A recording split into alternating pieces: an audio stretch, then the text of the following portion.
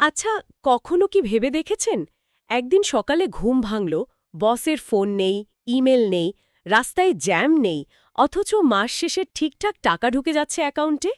এটা কিন্তু আর শুধু গল্প নয়। আজকাল হাজার হাজার মানুষ এভাবেই জীবন কাটাচ্ছে।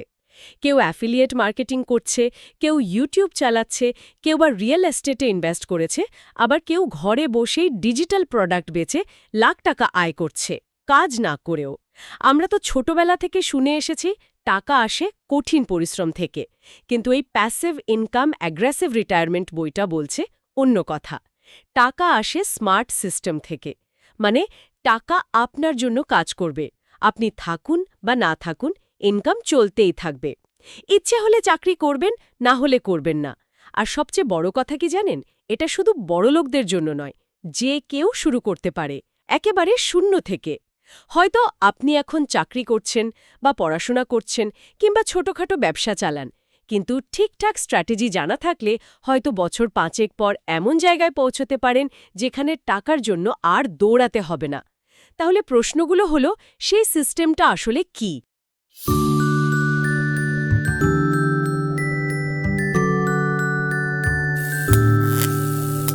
শুরুটা করব কোথা থেকে, আর সাধারণ মানুষ কিভাবে নিজের ইনকামকে এরকম অটোমেটিক করে ফেলতে পারে? চলুন আজ এই বইটার ভেতর থেকেই খুঁজে বের করি সেই বাস্তব রোডম্যাপটা। প্যাসিভ ইনকাম অ্যাগ্রেসিভ রিটায়ারমেন্ট বইটা তো এই কথাই বলছে। আজ আমরা এর গভীরে গিয়ে দেখব আসলেই সেই স্মার্ট সিস্টেমগুলো কি, আর আমাদের মতো সাধারণ মানুষের জন্য কতটা কাজের। আচ্ছা, প্রথমেই একটু পরিষ্কার করে নেওয়া যাক, এই প্যাসিভ ইনকাম ব্যাপারটা আসলে কি? এটা কি সত্যি কাজ না করেই টাকা আসা? এত সহজ? হুম দেখুন, ব্যাপারটা ঠিক অত সোজাসাপটা না। মানে শুরুতে অন্তত বইটার মূল আইডিয়া কিন্তু এমন নয় যে এটা রাতারাতি কোটিপতি হওয়ার কোনো ফর্মুলা। বরং এটা একটা লম্বা সময়ের টেকসই সিস্টেম তৈরির কথা বলে, যেখানে মূলত দুটো স্টেজ বা ধাপ আছে। প্রথম ধাপ মানে স্টেজ 1 হলো, আপনাকে হয় অনেকটা সময় নয়তো বেশ কিছু টাকা, মানে পুঁজি আর কি, সেটা ইনভেস্ট করে সিস্টেমটা দাঁড় করাতে হবে। সেটা হতে পারে একটা ব্লগ শুরু করা, বা ইউটিউব চ্যানেল, বা ধরুন একটা বই লেখা, কিংবা একটা বাড়ি কিনে ভাড়া দেওয়া। এই প্রথম ধাপে কিন্তু খাটুনিটা বেশ ভালোই, মানে বেশ অ্যাগ্রেসিভভাবেই খাটতে হবে। ও আচ্ছা, অর্থাৎ পরিশ্রমটা শুরুতেই করতে হচ্ছে অ্যাগ্রেসিভভাবেই। একদম ঠিক তাই। আর দ্বিতীয় ধাপ বা স্টেজ 2, সেটা শুরু হয় যখন আপনার বানানো সিস্টেমটা নিজে থেকেই চলতে শুরু করে। তখন হয়তো খুব কম পরিশ্রমে বা অনেক ক্ষেত্রে প্রায় কোনো পরিশ্রম ছাড়াই আয় আসতে থাকে। এর আসল লক্ষ্য কিন্তু আলসেমি নয়, বরং আর্থিক স্বাধীনতা, যাতে নিজের সময়টা নিজের মতো করে ব্যবহার করা যায়। হয়তো নতুন কিছু শিখলেন বা পরিবারকে সময় দিলেন, এই রকম আর কি। বোঝা গেল। তাহলে শুরুতে যে এতগুলো পথের কথা বললেন, affiliate marketing, YouTube, digital product, real estate, এর মধ্যে অনলাইন জগৎটার কথাই আসি প্রথমে। যেমন ধরুন অ্যাফিলিয়েট মার্কেটিং। বইতে একটা পোশাকের উদাহরণ ছিল, বলছিলেন এটা কিভাবে কাজ করে। আর এটি কি কাউকে না জানিয়ে অন্যের জিনিস বিক্রি করে কমিশন নেওয়াটা কি ঠিক? আচ্ছা, অ্যাফিলিয়েট মার্কেটিংয়ের মূল ব্যাপারটা হলো আপনি অন্য কারো প্রোডাক্ট বা সার্ভিস সেটার প্রচার করবেন। ধরুন আপনার ওয়েবসাইটে বা সোশ্যাল মিডিয়া পেজে। এবার আপনার দেওয়া লিঙ্ক থেকে যদি কেউ জিনিসটা কেনে, তাহলে আপনি একটা নির্দিষ্ট কমিশন পাবেন। পোশাকের উদাহরণটা বেশ ভালো। ধরুন আপনি একটা সুন্দর জামার লিঙ্ক শেয়ার করলেন, কেউ সেটাতে ক্লিক করে কিনল, আপনি কিছু টাকা পেলেন। এটা শুরু করার জন্য বেশ ভালো, কারণ প্রাথমিক বিনিয়োগ খুব কম লাগে। নিজের ওয়েবসাইট না থাকলেও চলে, শুধু সোশ্যাল মিডিয়া দিয়েও শুরু করা যায়। অ্যামাজন অ্যাসোসিয়েটস তো খুবই জনপ্রিয় একটা প্ল্যাটফর্ম। কিন্তু ওই যে নৈতিকতার প্রশ্নটা? ঠিক এখানে বইটা খুব জোর দিয়েছে স্বচ্ছতা। মানে আপনি যে লিঙ্কটা দিচ্ছেন সেটা যে একটা অ্যাফিলিয়েট লিঙ্ক এবং এর থেকে আপনার আয় হতে পারে, এটা পরিষ্কার করে বলে দেওয়াটা খুব জরুরি। শুধু নৈতিকতার ব্যাপার না, অনেক দেশে এটা কিন্তু আইনি বাধ্যবাধকতাও। বইতে আমেরিকার ফেডারেল ট্রেড কমিশনের গাইডলাইনের কথাও আছে। আসলে লম্বা সময় ধরে সফল হতে গেলে এই স্বচ্ছতাটা দরকার। শর্টকাটে লাভ করতে গেলে লোকে বিশ্বাস করবে না। আচ্ছা, স্বচ্ছতা বজায় রেখেও কি এটা আসলেই প্যাসিভ হতে পারে? বইতে দেখলাম একটা উদাহরণ আছে, যে 18 মাস ধরে প্রতি মাসে 30 ঘন্টা কাজ করেও আয় মাত্র $300। এটা তো বেশ কঠিন শোনায়। হ্যাঁ, উদাহরণটা কিন্তু রিয়েলিটি চেক দেওয়ার জন্যেই। মানে শুরুতেই বিরাট আয়ের আশা করাটা ঠিক না। আসলে প্রথম দিকে প্ল্যাটফর্মটা তৈরি করতে, ভালো কন্টেন্ট বানাতে, ফলোয়ার জোগাড় করতে বেশ ভালোই সময় আর শ্রম দিতে হয়। এটাকে প্যাসিভ করার আসল ট্রিকটা হলো সিস্টেম তৈরি করা। যেমন ধরুন, এমন কন্টেন্ট তৈরি করা যা মানুষ অনেক দিন ধরে খুঁজবে, যাকে বলে এভারগ্রিন কন্টেন্ট।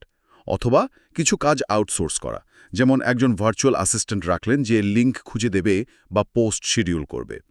তখন হয়তো মাসে কয়েক ঘন্টা কাজ করেই আয়টা ধরে রাখা যেতে পারে। মানে সম্ভাবনা আছে, কিন্তু শুরুর খাটুনিটা বাদ দিয়ে নয়। অ্যাফিলিয়েট মার্কেটিংয়ের থেকে কি নিজের ব্লগ বা ওয়েবসাইটে সরাসরি বিজ্ঞাপন দেখানো সহজ? যেমন ধরুন গুগল অ্যাডসেন্স দিয়ে। সহজ বলবো না, তবে এটার জন্য প্রয়োজনটা একটু অন্যরকম। বিজ্ঞাপনের মাধ্যমে আয় করতে হলে আপনার একটা বড় প্ল্যাটফর্ম লাগবে। মানে ওয়েবসাইটে অনেক ভিজিটার আসতে হবে নিয়মিত। অ্যাফিলিয়েট মার্কেটিং হয়তো একটা নির্দিষ্ট প্রোডাক্টের ভালো রিভিউ লিখেও শুরু করে দেয়া যায়, কিন্তু বিজ্ঞাপনের জন্য ভিজিটার সংখ্যাটাই আসল। বইয়ের একটা হিসাবে দেখলাম, মাসে 1 লক্ষ ভিজিটার এলেও খুব কম লোকই বিজ্ঞাপনে ক্লিক করে। তাই আয়টা নির্ভর করে ভিজিটারের সংখ্যা আর বিজ্ঞাপনের রেটের উপর। এখানেও চ্যালেঞ্জটা কিন্তু ওই একই, শুরুতে ভালো কন্টেন্ট বানানো, এসইও করে ভিজিটার আনা। তবে একবার যদি সাইটটা দাঁড়িয়ে যায়, তাহলে এটা বেশ ভালো একটা প্যাসিভ আয়ের রাস্তা হতে পারে। বইয়ের কিছু কেস স্টাডি আছে দেখলাম, ছবি আগরওয়াল বা ববি হাইট, এরা তো ব্লগিং বা বিজ্ঞাপন থেকে বেশ ভালোই আয় করছেন। এদের সাফল্যের রহস্যটা কি? দেখুন, দুজনের ক্ষেত্রেই কিন্তু মূল ব্যাপারটা এক। শুরুতে কঠিন পরিশ্রম, তারপর একটা সিস্টেম তৈরি করে নেওয়া। ছবি আগরওয়াল নাকি 1 বছরেই ব্লগিং থেকে মাসে $3000 আয় করা শুরু করেছিলেন। ববি হোয়াইটও বিজ্ঞাপন থেকে মাসে $1000 বেশি আয় করেন, কিন্তু দুজনেই শুরুতে প্রচুর খেটেছেন। ববি হোয়াইট তো এখন টিম নিয়েও কাজ করেন, যেটা তার আয়টাকে প্যাসিভ রাখতে সাহায্য করে। সুতরাং মেসেজটা খুব পরিষ্কার, শুরুতে সময় বা টাকা কিছু একটা বিনিয়োগ করতেই হবে। ওটা ছাড়া প্যাসিভ ইনকাম আশা করাটা ঠিক না। এবার ই কমার্সের আরেকটা মডেলের কথা বলি, ড্রপ শিপিং, মানে নিজের কাছে মালপত্র না রেখেই বিক্রি করা। এটা তো দারুণ ইন্টারেস্টিং লাগছে, কিভাবে সম্ভব? হ্যাঁ, মডেলটা আসলেই বেশ মজার। ধরুন, আপনি একটা অনলাইন স্টোর খুললেন শপিফাই ব্যবহার করে। সেখানে প্রোডাক্টের ছবি, বিবরণ সব দিলেন। কাস্টমার আপনার স্টোর থেকে অর্ডার করল, আপনি সেই অর্ডারটা নিলেন আর সেটা সরাসরি পাঠিয়ে দিলেন আপনার সাপ্লায়ার বা ম্যানুফ্যাকচারারের কাছে। এবার ওই সাপ্লায়ারই জিনিসটা প্যাক করে কাস্টমারের ঠিকানায় পাঠিয়ে দিল। আপনাকে পণ্য কেনা, স্টক করা বা ডেলিভারি দেওয়ার কোনো ঝামেলাই নিতে হলো না। এর সবচেয়ে বড় সুবিধা হলো শুরু করতে খুব কম টাকা লাগে, আর নিজের কাছে মাল না থাকায় লোকসানের ঝুঁকিও কম। বাহ, তাহলে তো এটা সবার করা উচিত। নিশ্চয়ই কোনো অসুবিধাও আছে? হ্যাঁ, অবশ্যই আছে। সবচেয়ে বড় চ্যালেঞ্জ হলো মারাত্মক কম্পিটিশন। যেহেতু শুরু করাটা তুলনামূলক সহজ, তাই অনেকেই এই ব্যবসায় ঢুকে। ফলে এমন প্রোডাক্ট খুঁজে বের করা যেটা চলবে এবং লাভও থাকবে, সেটা বেশ কঠিন। আর লাভের মার্জিন কম থাকায় অনেক বেশি বিক্রি করতে হয় টিকে থাকার জন্য। বইতে 2টো পথের কথা বলা হয়েছে। 1, অন্যের তৈরি ট্রেন্ডি প্রোডাক্ট বিক্রি করা। এটা কম প্যাসিভ, কারণ আপনাকে সবসময় নতুন প্রোডাক্ট খুঁজে যেতে হবে, ট্রেন্ড ফলো করতে হবে। 2, নিজের কোনো ইউনিক প্রোডাক্ট ডিজাইন করা বা সোর্স করা, তারপর সেটা ড্রপশিপিং মডেলে বিক্রি করা। বইতে একটা কুকটপ কভারের উদাহরণ আছে। নিজের প্রোডাক্ট হলে কন্ট্রোলটা বেশি থাকে, একটা ব্র্যান্ড তৈরি করা যায়, আর লম্বা সময়ে প্যাসিভ হওয়ার সম্ভাবনাও বাড়ে। যদিও শুরুটা অনেক বেশি কঠিন। এখানে মূল প্রশ্নটা হলো, আপনি কি শুধু ট্রেন্ডের পেছনে ছুটে দ্রুত কিছু লাভ করতে চান, নাকি একটু কঠিন পথে হেঁটে একটা লম্বা সময়ের ব্যবসা বানাতে চান? অনলাইন দুনিয়ার এই দ্রুত গতির পথগুলো তো দেখলাম, এবার একটু থিতু হওয়া যাক, মানে রিয়েল এস্টেটের মতো শক্তপোক্ত ভিত্তির দিকে। বইতে তো রেন্টাল ইনকাম বা ভাড়া থেকে আয়কে হোলি গ্রেল বা সবচেয়ে কাঙ্ক্ষিত বস্তু বলা হয়েছে। এত গুরুত্ব দেওয়ার কারণ কি? এর কারণ হলো এর একাধিক সুবিধা। বইতে মূলত 3টে প্রধান সুবিধার কথা বলা হয়েছে। 1 নম্বর হলো ক্যাশ ফ্লো, মানে প্রতি মাসে নিয়মিত হাতে টাকা আসা। 2 নম্বর ইকুইটি বিল্ড আপ, মানে সময়ের সাথে সাথে ওই সম্পত্তির ওপর আপনার মালিকানা বাড়ছে, কারণ ভাড়াটে দেওয়ার টাকাতেই আপনার ব্যাংক লোন শোধ হচ্ছে। আর 3 নম্বর হলো ট্যাক্স সুবিধা। অনেক দেশেই রিয়েল এস্টেট ইনভেস্টমেন্টে নানা রকম ট্যাক্স ছাড় পাওয়া যায়। যেমন বইয়ের একটা হিসাবে দেখলাম, ঠিকঠাক একটা প্রপার্টি কিনতে পারলে $1 লাখ বাড়ি থেকে বছরে প্রায় $4000 প্যাসিভ ইনকাম হতে পারে। কিন্তু এটা কতটা প্যাসিভ? মানে বাড়ি ভাড়া দেওয়া তো বেশ ঝামেলার কাজও হতে পারে।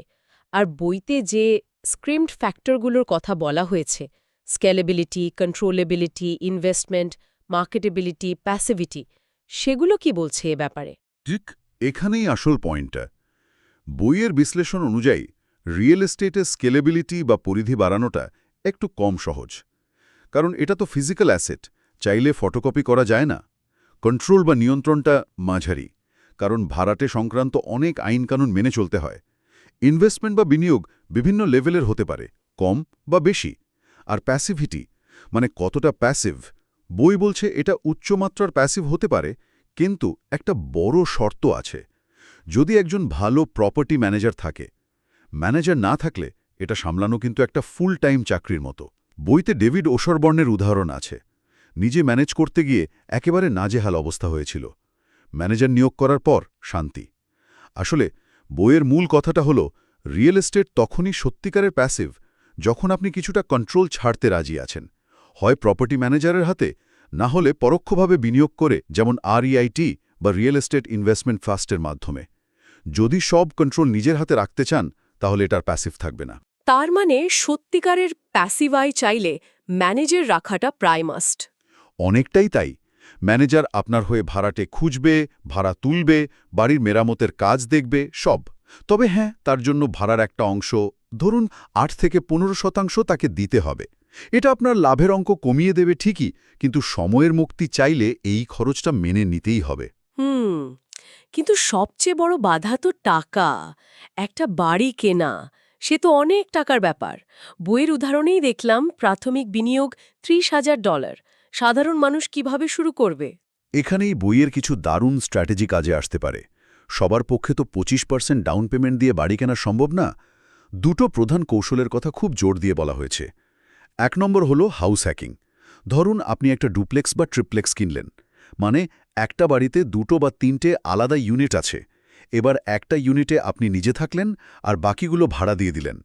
যেহেতু এটা আপনার প্রাইমারি রেসিডেন্স বা প্রধান বাসস্থান হচ্ছে, তাই অনেক কম ডাউন পেমেন্টে লোন পাওয়া যেতে পারে। যেমন আমেরিকায় FH লোনে মাত্র ৩.৫% ডাউন পেমেন্টে কেনা যায়। বইয়ের উদাহরণে আছে মাত্র $৭,০০০ ডাউন পেমেন্ট দিয়ে $2 লক্ষ একটা ট্রিপ্লেক্স কিনে ভাড়ার টাকায় নিজের থাকা ফ্রি হয়ে যাচ্ছে, উপরন্তু কিছু ক্যাশ ফ্লোও আসছে। বাহ, এই হাউস হ্যাকিং আইডিয়াটা তো দারুণ। মানে কম খরচে নিজের থাকার ব্যবস্থাও হয়ে গেল, আবার আয়ও হলো। আর দ্বিতীয় কৌশলটা বলেন BRRR, এটা কি জিনিস? BRRR এটা একটা অ্যাক্রোনিম।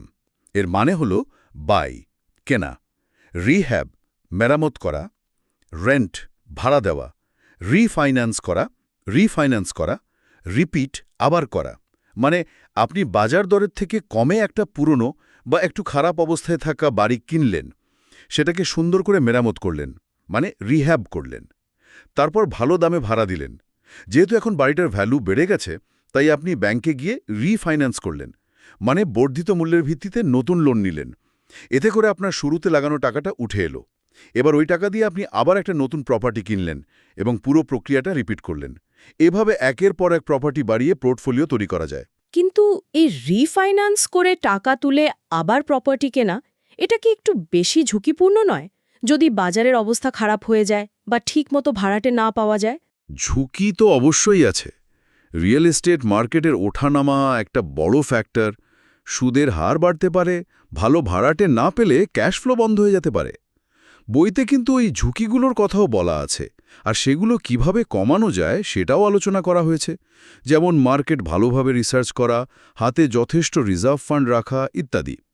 এটা কোনো গ্যারেন্টি দেওয়া পদ্ধতি নয়, কিন্তু ঠিকঠাক হিসাব করে করতে পারলে কম পুঁজিতে পোর্টফোলিও বাড়ানোর এটা একটা দারুণ উপায় হতে পারে। আর যাদের খুব দামি এলাকায় থাকার কারণে সরাসরি কেনা মুশকিল, তারা একটু দূরে কম দামি জায়গায় কিনে লং ডিস্টেন্স ল্যান্ডলর্ড হতে পারেন, অথবা পার্টনারশিপে কিনতে পারেন। মানে উপায় আছে। আচ্ছা, টাকা জোগাড়ের পথ না হয় পাওয়া গেল, কিন্তু ভালো ডিল খুঁজে বের করা, আর তার চেয়েও বড় চ্যালেঞ্জ ভালো ভাড়াটে পাওয়া, এটা তো অনেকের কাছেই একটা দুঃস্বপ্নের মতো। হ্যাঁ, এটা আসলেই একটা বড় চ্যালেঞ্জ। ভালো ডিল পাওয়ার জন্য শুধু অনলাইন লিস্টিং বা MLS দেখলেই হবে না। নেটওয়ার্কিং করতে হবে, সরাসরি মালিকদের সাথে যোগাযোগ করতে হবে, হয়তো একটু ঘুরে ঘুরে দেখতে হবে কোথায় অবহেলিত বাড়ি আছে যেটাকে ঠিকঠাক করা যায়। ড্রাইভিং ফর ডলার্স, মানে অফ মার্কেট ডিল খুঁজতে হবে। আর প্রপার্টি কেনার আগে খুব ভালো করে হিসাব কষতে হবে। 1% রুল মানছে কিনা, মাসিক ভাড়া কি প্রপার্টির দামের 1%, ক্যাশ ফ্লো কেমন থাকবে, ক্যাশ অন ক্যাশ রিটার্ন কত, এগুলো খুব জরুরি মেট্রিক। আর ভালো ভাড়াটের জন্য একটা খুব স্ট্রং স্ক্রিনিং প্রসেস দরকার, মানে ভাড়াটের ব্যাকগ্রাউন্ড চেক করা, ইনকাম প্রুফ দেখা ইত্যাদি। আবারও সে একই উত্তরে ফিরতে হচ্ছে, একজন ভালো প্রপার্টি ম্যানেজার এই মাথা ব্যথাটা অনেকটাই কমিয়ে দিতে পারে, যদিও তার জন্য খরচ করতে হবে। বইয়ের লেখক নিজেও খারাপ ভাড়াটের পাল্লায় পড়ার অভিজ্ঞতা শেয়ার করেছেন, কিন্তু তারপরেও রিয়েল এস্টেটের যে দীর্ঘমেয়াদী ক্ষমতা, সেটার ওপর তার বিশ্বাস অটুট। কারণ সময়ের সাথে মর্টগেজ শোধ হতে থাকে, ভাড়ার অঙ্ক বাড়ে, আর আপনার সম্পদও বাড়তে থাকে। এটাই এর আসল ম্যাজিক আর কি। দারুণ।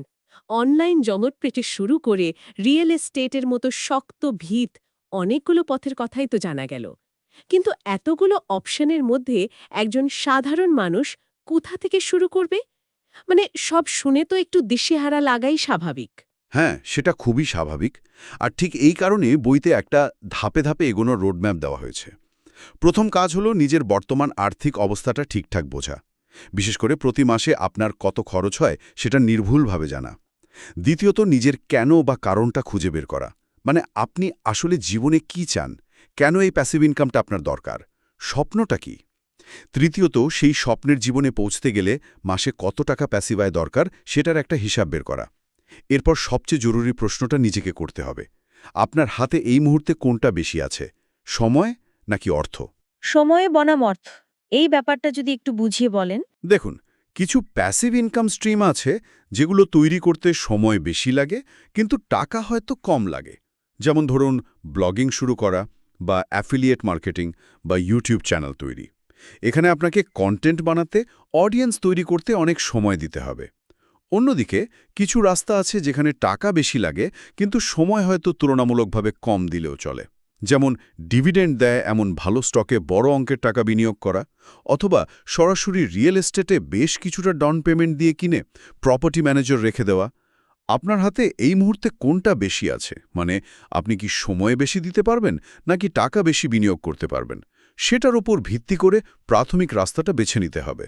আর হ্যাঁ, অবশ্যই খরচ কমানো বা অপ্রয়োজনীয় জিনিস বাদ দিয়ে সেই সময় বা অর্থ বের করার একটা মানসিকতাও কিন্তু দরকার।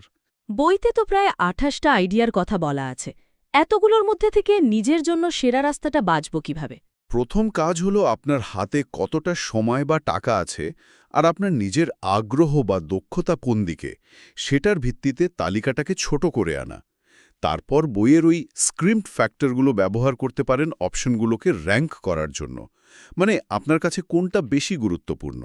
আপনি কি এমন কিছু চান যেটা খুব দ্রুত বাড়ানো যায়, স্কেলেবিলিটি, নাকি পুরো নিয়ন্ত্রণ নিজের হাতে রাখতে চান, কন্ট্রোলেবিলিটি, নাকি শুরুতে যতটা সম্ভব কম বিনিয়োগ করতে চান, ইনভেস্টমেন্ট, নাকি এমন কিছু যেটা সহজেই বিক্রি বা মার্কেটিং করা যায়, মার্কেটেবিলিটি, অথবা এমন কিছু যেটা একবার সেট করার পর সবচেয়ে কম সময় দিলেও চলে, প্যাসিভিটি। এই বিষয়গুলো ভেবেচিন্তে আপনার জন্য কোনটা সবচেয়ে জরুরি, সেটার ভিত্তিতে প্রথম কোন পথে এগোবেন সেটা ঠিক করতে হবে। কিন্তু শুরু করার সময় তো মনে অনেক ভয়ও কাজ করে। যদি ফেল করি, যদি আমার যথেষ্ট স্কিল না থাকে, এই ভয়গুলো কাটাবো কিভাবে? সবচেয়ে বড় বাধা হয়ে দাঁড়ায় ব্যর্থতার ভয়, নিজের ক্ষমতার ওপর ভরসা না থাকা, এগুলোকে অতিক্রম করতে হবে। বইতে একটা দারুণ প্রশ্ন মনে রাখতে বলা হয়েছে, ব্যর্থ হলে কি হবে সেটা না ভেবে একবার ভাবুন তো, যদি আপনি সফল হন তাহলে কি হবে। সেই সাফল্যের ছবিটা মাথায় রেখে প্রথম ছোট পদক্ষেপটা নিতে হবে, শুরুটা করতে হবে। তাহলে মোদ্দা কথা হলো আর্থিক স্বাধীনতার একটা বাস্তব রোডম্যাপ আসলেই আছে। এটা কোনো ম্যাজিক বা রাতারাতি বড়লোক হওয়ার ফর্মুলা নয়, বরং এটা ধৈর্য ধরে পরিকল্পনা করে স্মার্ট সিস্টেম তৈরি করার একটা লম্বা প্রক্রিয়া। সেটা অনলাইন দুনিয়ায় কোনো উদ্যোগ নিয়েই হোক বা রিয়েল এস্টেটের মতো বাস্তব সম্পদ তৈরি করেই হোক। আর সবচেয়ে আশার কথা হলো এটা শুধু ধনীদের জন্য নয়, সঠিক কৌশল জানলে এবং চেষ্টা করলে যে কেউ এই পথে এগোতে পারে। একদম। আবারও মনে করিয়ে দিচ্ছি, ওই যে স্টেজ 1-এর কথা বললাম, সেখানে পরিশ্রম লাগবেই, হয় সময়ের নয়তো অর্থের। কিন্তু সেই ধাপটা যদি পার করা যায় তাহলেই আসবে স্টেজ 2, আর সেই স্টেজ 2 আপনাকে সেই স্বাধীনতাটা দেবে যার কথা আমরা একদম শুরুতে বলছিলাম, যখন টাকা আপনার জন্য কাজ করবে, আপনি কাজ না করলেও। বইটি এই বিভিন্ন পথের জন্য প্রয়োজনীয় কৌশল এবং কি করতে হবে সে বিষয়ে বিস্তারিত ধারণা দেয়। আজকের আলোচনা আমরা এখানেই শেষ করছি, তবে যাওয়ার আগে একটা প্রশ্ন রেখে যেতে চাই সবার জন্য। অবশ্যই। আজকের আলোচনা শোনার পর একটু ভাবুন তো, যদি এমন একটা সিস্টেম ডিজাইন করা যেত যেখানে আপনার এখনকার কাজের মাত্র 1 ঘন্টার চেষ্টা আগামী 5 বছর ধরে কোনো অতিরিক্ত খাটুনি ছাড়াই আপনাকে নিয়মিত আয় এনে দেবে, তাহলে সেই সিস্টেমটা কেমন হতে পারত? আর সেটা তৈরির দিকে এই সপ্তাহে ছোট্ট একটা পদক্ষেপ কি নেওয়া যেতে পারে? একটু ভেবে দেখবেন।